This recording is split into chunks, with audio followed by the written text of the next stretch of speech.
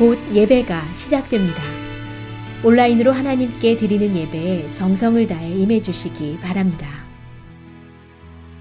온 가족이 함께 모여 거룩하게 예배를 드립니다. 부모가 아이들의 훌륭한 영적 교사 역할을 하시길 바랍니다. 단정한 복장으로 예배를 드립니다. 성경책을 지참합니다. 예배 10분 전부터 예배 준비를 완료하고 기도합니다. 올바른 자세로 모든 순서에 정성을 다해 참여합니다. 핸드폰보다는 TV나 컴퓨터 모니터로 예배를 드립니다. 예배에 집중하여 하나님의 은혜를 기대합니다. 헌금은 정성껏 준비해서 우편으로 보내시거나 직접 교회 사무실 헌금함에 봉헌합니다.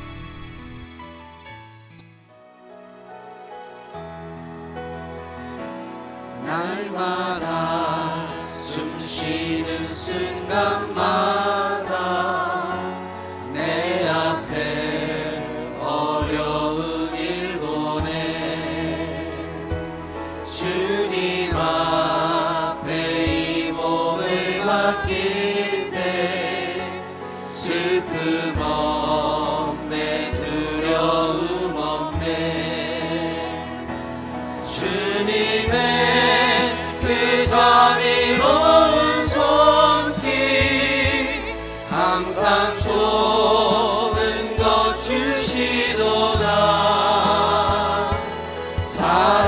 사랑스레 아픔과 기쁨을 수고와 평화와 안식을 날마다 주님 내 곁에 날마다 주님 내 곁에 계셔 자비로 날 감싸주시네 주님 앞에 이 몸을 맡길 때 힘주시네 위로함 주네 어린 나를 품에 안으시사 항상 평안함 주시도다 내가 살아 숨을 쉬는 동안 살피신 나 일상으로 다시 한번 약속하셨네 고백하며 나가겠습니다. 날마다 숨 쉬는 순간마다 내 앞에 어려운 일 보내 주님 앞에 이 몸을 맡길 때 슬픔 없네 두려움 없네 주님의 그 자비로운 손길 항상 좋은 것 주시도다 사랑스레 아픔과 기쁨을 수고와 평화와 안식을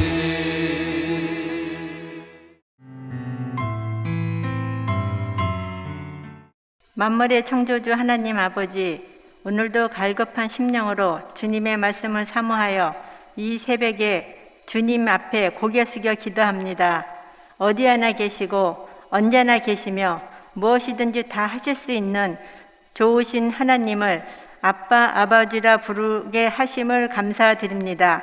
우리의 마음과 심령을 성령으로 충만케 하시고 진리의 영으로 우리들의 마음을 진리의 말씀으로 채워주시고 고개 숙여 간절히 기도할 때 길을 열어 우리가 듣는 첫 소리가 주님의 음성이 되게 하시고 우리가 보는 첫 모습이 주의 영광이게 하옵소서. 코로나19로 오랜 시간 답답하고 지루한 많은 시간들을 보내고 있습니다. 이러한 시간 속에서도 여전히 살아계시어 일하시고 계시고 오늘 이 순간에도 우리와 함께 하시어 갈급한 심령 위에 은혜의 단비를 내려주시기를 간구합니다. 하루속히 마스크를 벗고 목소리 높여 아름다운 찬양을 하게 하옵시고 소리 높여 주님께 간구할 수 있게 도와주옵소서. 주님을 찬양하며 온전히 주님을 사랑하며 주님의 마음을 가득 채우게 하여 주옵소서. 코로나19로 제약된 생활을 하는 가운데 연약하여 육신의 질고로 인해 주님 전에 나오고 싶어도 나오지 못하시는 성도님들도 있습니다. 주님, 그 성도님들을 기억하여 주시고 친히 찾아가 주시어 위로하여 주시고 치유하여 주시옵소서. 비록 육신은 연약하지만 믿음은 강건하게 하셔서 하늘의 기쁨이 충만하게 하여 주옵소서. 각자의 있는 자리에서 말씀을 읽고 찬양과 기도할 때 천국의 위로가 가득 차게 하옵소서. 우리들의 차세대를 위하여 기도합니다. 세상은 점점 악해가고 많은 사람들이 거짓과 탐욕에 이끌려 살고 있습니다. 하나님 아버지, 우리 어린 자녀들이 세상 악한 속에서 주님을 꼭 잡고 거룩하기를 기도합니다. 세상의 악함을 따라가지 않고 날마다 말씀과 진리를 따라 사는 이들이 되게 하옵소서. 어린 사무엘이 주여 말씀하옵소서 종이 듣겠나이다 했던 것처럼 우리 자녀들이 진리를 사랑하게 하옵소서. 주님, 2021 세계 선교대회를 위해서 기도합니다. 초청되시는 선교사님들 모두 참석할 수 있도록 도와주시고 코로나19가 종식되어 선교대회를 무사히 치를 수 있도록 전 교인과 함께 하나님이 기뻐하시는 우리의 은혜의 축제가 될 수 있도록 인도하여 주옵소서. 말씀을 선포하시는 노이그 목사님께 하늘로부터 오는 지혜와 능력을 입혀주셔서 진리의 말씀을 듣는 이들 모두 진리의 말씀에 아멘으로 화답하게 하옵시고 믿는 것이 참 행복한 그리스도 교회 되게 하여 주옵소서. 영원토록 살아계시어 역사하시는 우리 주 예수 그리스도 이름으로 기도드립니다. 아멘.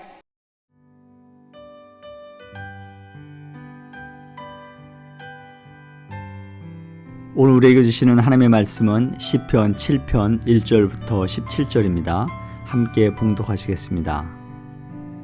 여호와 내 하나님이여, 내가 주께 피하오니 나를 쫓아오는 모든 자들에게서 나를 구원하여 내소서. 건져낼 자가 없으면 그들이 사자같이 나를 찢고 뜯을까 하나이다.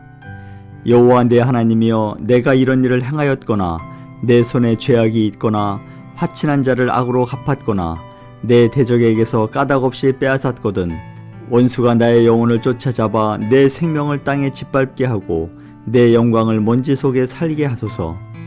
여호와여, 진노로 일어나사 내 대적들의 노를 막으시며 나를 위하여 깨소서.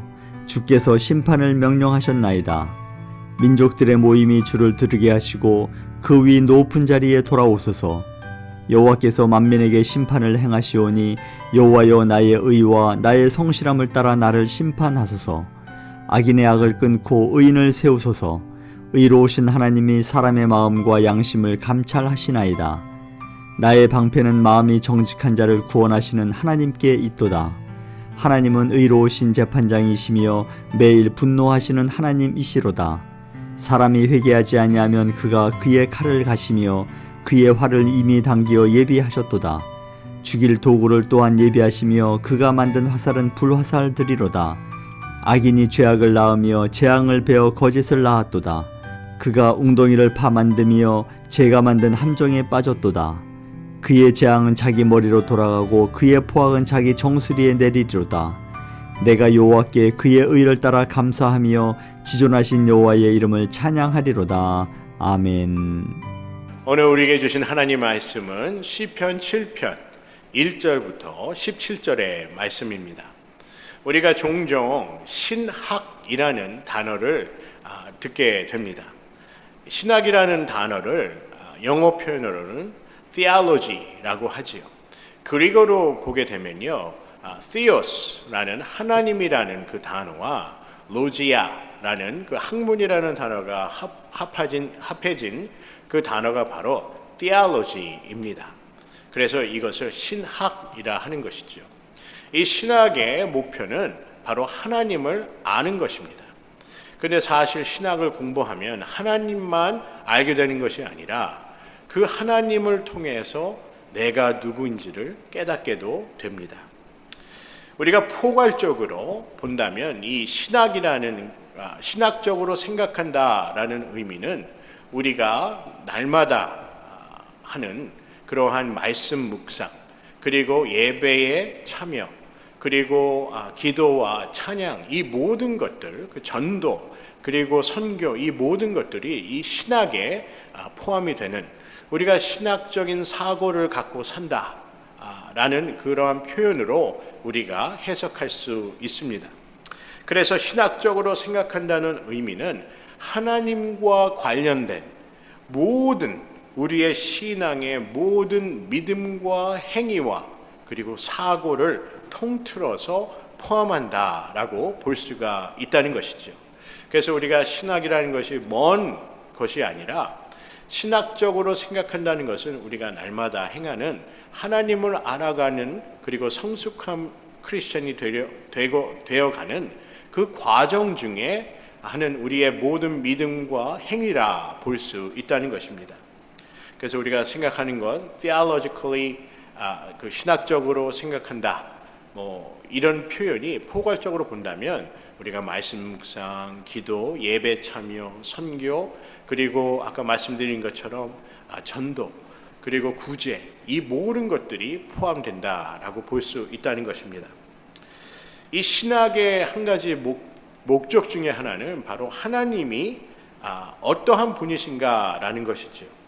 오늘 시편의 내용을 우리가 한 편 한 편 우리가 묵상을 해보면 시편 기자가 서술한, 그리고 그들이 고백한 하나님이 하나님에 대한 그 이해가 각각 다름을 우리가 볼 수 있습니다. 물론 공통적인 부분도 나누고 있지만 시편을 한 편 한 편 읽게 되면 하나님에 대한 그 표현과 그리고 시편 기자가 경험한 그 하나님이 다르게 설명이 되어 있는 것을 우리가 볼 수 있다는 것입니다.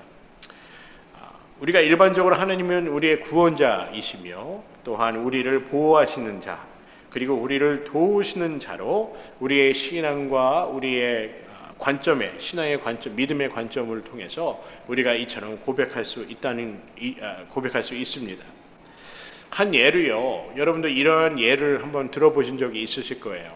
코끼리를 여러 사람이 이렇게 만지게 되는데 어떤 사람은 코끼리 코를 잡고 이것은 뱀이다 라고 하는 사람이 있는가 하면, 어떤 사람은 코끼리의 귀를 만져보고 이것은 담요다, 이 블랭켓이다 라고 얘기하는 사람도 있을 것입니다. 그리고 어떠한 사람은 코끼리의 꼬리를 잡고 이것은 동아줄이다 라고도 얘기를 한다는 거예요.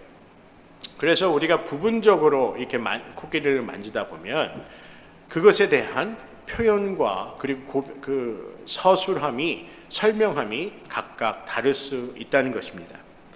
여러분, 우리가 건강한 신앙을 갖고 그리고 건강한 그러한 신학적으로 생각을 하기 위해서는 우리는 포괄적으로 하나님을 이해하여야 합니다. 다시 말씀드리면요, 우리가 지금까지 믿은 우리의 삶의 그 신앙의 여정을 통해 그 배운 하나님을 우리가 제대로 알기 위해서는 이렇게 부분적으로만 우리가 알고 이것이 하나님이다 얘기하는 것이 아니라 우리가 전체적인 그 포괄적으로 우리가 하나님을 보아야 한다는 것입니다. 아까 말씀드린 것처럼 이 코끼리를 볼 때 부분적으로 잡고 다른 내용으로 얘기를 하는 것이 아니라 이 모든 부분적인 것을 다 종합하여서 이것이 바로 코끼리다라고 할 수 있어야 한다는 것입니다.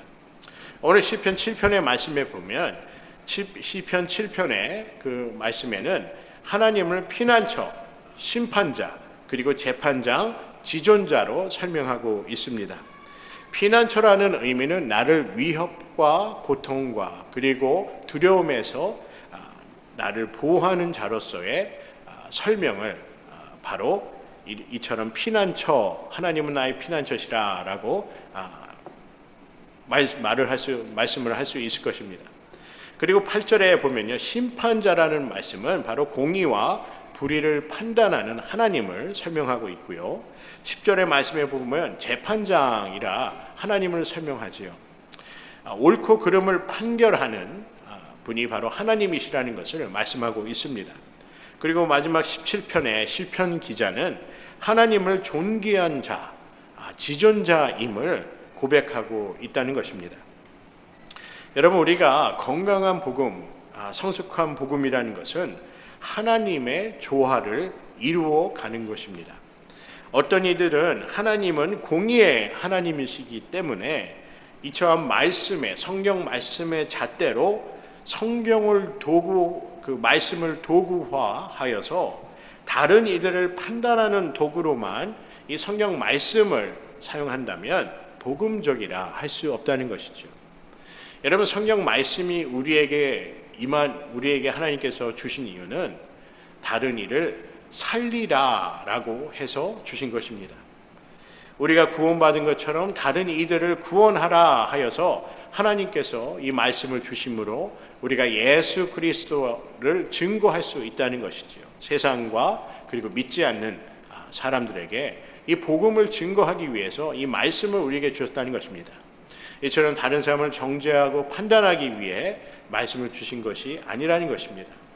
물론 우리가 옳고 그름을 판단하는 그러한 신앙의 믿음을 갖고 있어야 되며, 또한 옳고 그름을 말씀을 통해서 판단할 수 있어야 합니다. 하지만 신앙의 그 말씀이 다른 이들을 정죄하기 위한 잣대로만 사용이 된다면 이것은 조화로운 그러한 건강한 신앙이라 볼 수가 없다는 것입니다.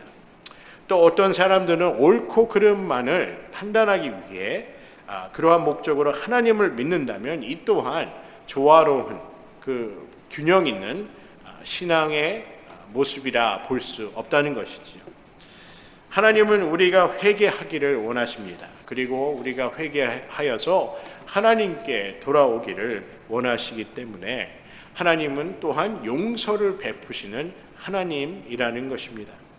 그래서 우리가 성경 말씀을 배울 때 부분적으로만 내가 아는 부분에서만 하나님이라 하는 것이 아니라 이처럼 내가 알고 또 우리가 성경 말씀을 공부하고 또 큐티를 나누고 하나님의 말씀을 함께 공부하는 그 가운데서 이 전체적인 하나님을 우리가 만나고 또 보고 배울 수 있다는 것입니다. 저희가 출애굽기에 그 하나님의 그 율법과 규례를 배우면서 우리가 배운 것이 무엇이죠? 바로 하나님은 이 조화로운 harmonize 하시는 하나님이라는 것을 우리가 알 수 있습니다. 또한 하나님은 형평성과 상황에 따라 판단하시는 하나님이라는 것도 우리가 알 수 있다는 것입니다. 우리가 출애굽기 말씀에 보면 죄의 무게가 달라지는 그 모습을 보지요. 율법과 규례를 하나님께서 주셨지만 그 사람들의 상황과 형평에 따라 그 죄의 무게가 달라짐을 우리 또한 볼 수 있습니다. 여러분, 세상에도 보면은 이러한 말이 있습니다. 법에도 눈물이 있다라는 얘기가 있죠. 이처럼 하나님의 법에는 용서 그리고 자비하심 그리고 은혜가 있다는 것입니다. 이처럼 하나님의 말씀과 율례와 그 규례로만 이렇게 판단하고 정죄하는 그런 것이 아니라 우리가 옳고 그름도 분별해야 되지만 이처럼 하나님의 용서하심과 자비하심과 은혜 또한 우리가 사용하여서 우리가 믿고 따라서 상황과 환경과 형평성에 맞게 우리가 신앙의 조화를 이루어 나가야 한다는 것입니다. 이처럼 하나님은 우리가 복음 안에서 그리고 진리 안에서 말씀 안에서 조화를 이루는 그러한 신앙이 되기를 하나님께서는 원하신다는 것입니다. 하나님은 이처럼 우리가 안다고 하지만 하나님을 전체적으로 잘 알아야 한다는 것입니다. 그래서 우리가 하나님의 말씀을 배우고 또 성찬에 참여함으로 또 세례를 받음으로 그리고 예배와 전도와 기타 많은 이 교회의 섬김을 통하여 하나님의 뜻을 이루고 그리고 하나님을 알아가고 배워가고 있다는 것이지요.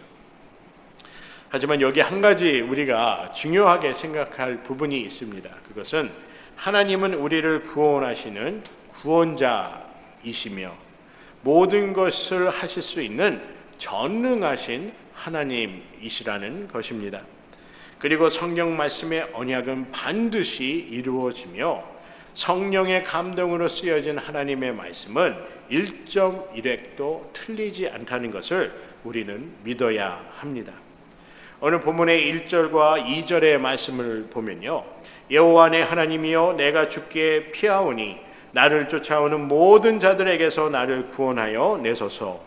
건져낼 자가 없으면 그들이 사자같이 나를 찢고 뜯을까 하나이다 라고 얘기합니다. 여러분, 시편 기자가 겪고 있는 그 상황은 어떠한 상황입니까? 사자가 찢고 뜯을까 하는 그러한 참담한 상황이지요. 여러분, 하나님은 우리를 건지시는 하나님이십니다.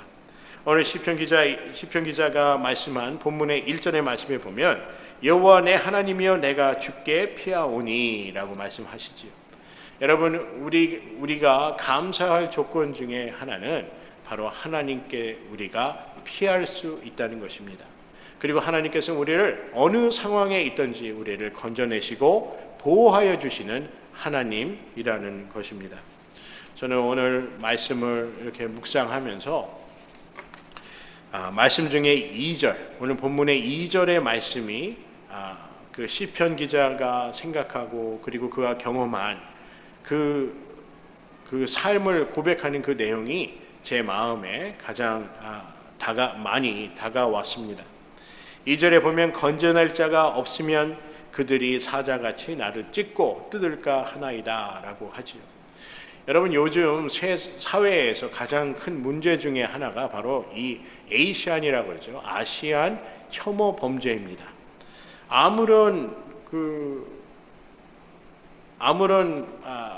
다른 이에게 아무런 해도 가하지 않음에도 불구하고 아무런 이유 없이 이렇게 폭력을 행사해서 상대방에게 위협을 주고 또 상대방이 상해를 입히고 더 나아가서 목숨까지 잃게 하는 그러한 것이 바로 이 요즘 세상에서 우리가 가장 걱정하는 것 중에 바로 이 아시안 혐오 범죄입니다.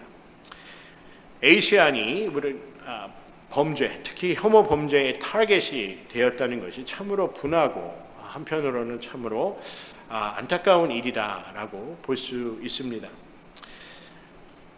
이 사자같이 나를 찢고 뜯는 고통을 시편 기자가 자신의 삶을 그렇게 표현을 하였는데 이것이 지금 우리가 살아가는 이 세상의 모습이 아닌가.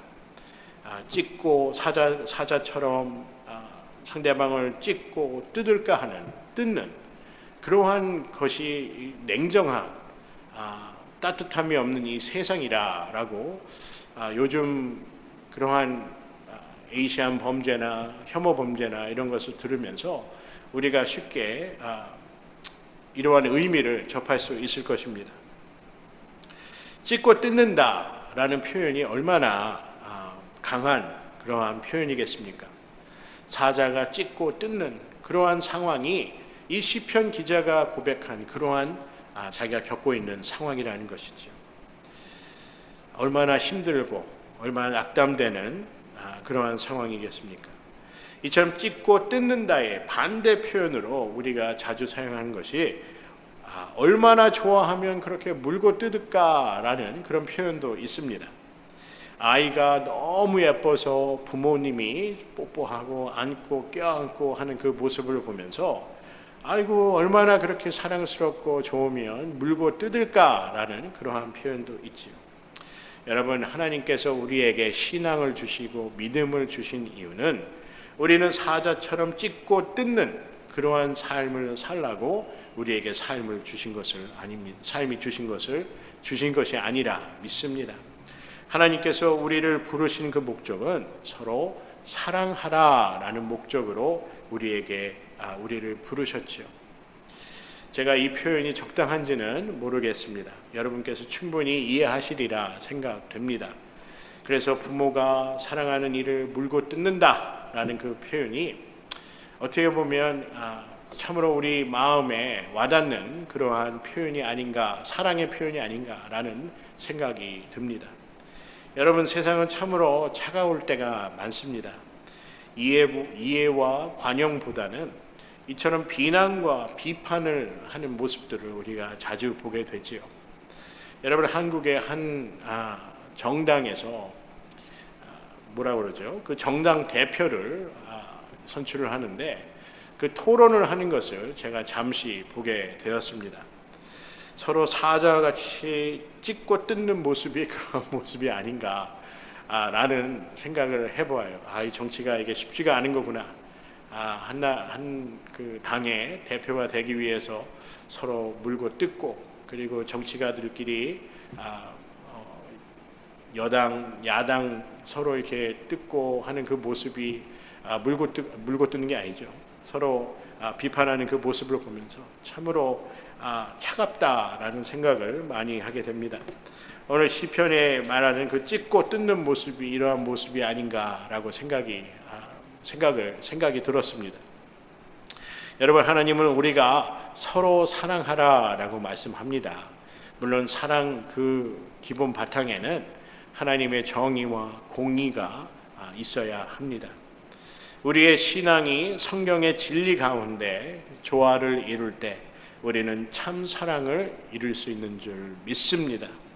여러분, 그래서 하나님을 삼위일체의 하나님이라 성경은 말씀하고 있습니다. 성부와 성자와 성령이 조화를 이뤄 한 분이 되신 그 하나님을 우리가 배우고, 그리고 성숙한 하나님의 신앙의 여정을 나아가기를 주님의 이름으로 간절히 소원합니다. 오늘 17절 말씀에 보면 시편 기자는 자신의 마음을 이렇게 표현을 하지요. 내가 여호와께 그의 의를 따라 감사하며 지존하신 여호와의 이름을 찬양하리로다 라고 말씀합니다. 하나님은 의의 하나님이십니다. 그래서 불의를 원하시지 않으시죠. 그리고 악을 보고 참지 아니하십니다. 하나님의 의는 하나님이시며 우리가 감사해야 하는 하나님이심을 시편 기자는 말씀하고 있습니다. 또한 17절의 말씀을 통해서 존귀하심과 그리고 영광을 받으실 하나님을 찬양하는 것이 바로 우리의 삶의 고백임을 말씀하고 있습니다. 여러분, 누가 하나님을 찬양할 수 있을까요? 하나님을 존귀하게 여기는 사람입니다. 하나님을 존귀하게 여기고 또 하나님의 이름을 거룩히 여기는 자들이 하나님을 찬양할 수 있다고 성경은 말씀하고 있습니다. 여러분, 우리가 믿는 하나님으로 인해 감사하며 찬양하며 하나님께만 영광을 돌리는 귀한 하나님의 자녀의 그리고 신앙의 여정이 되시기를 주님의 이름으로 간절히 소원합니다.